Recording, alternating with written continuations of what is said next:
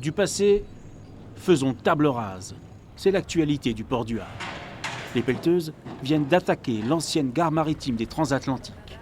Et sur ces gravats commence une nouvelle ère, celle de l'industrie du vent.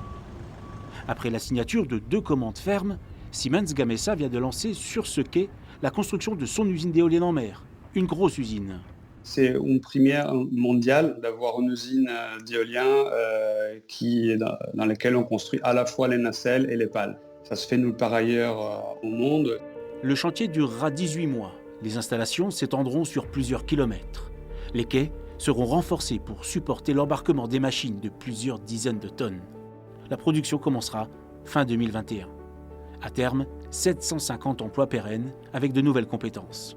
La production des pales sera en soi un métier nouveau, un métier qui est un peu plus complexe et un peu plus intensif du point de vue de la main-d'œuvre. Donc c'est tout ce qui est spécialisation dans la gestion des résines, fibres de verre.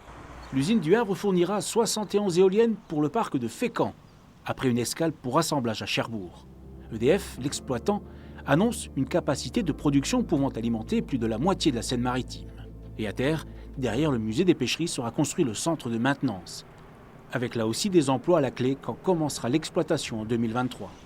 Une centaine d'emplois pour exploiter ce parc, c'est-à-dire réaliser la maintenance, c'est-à-dire changer des équipements dans les éoliennes quand c'est nécessaire. Et donc là, on a vraiment des compétences de type logistique, de type patron d'embarcation et matelot pour accéder au parc.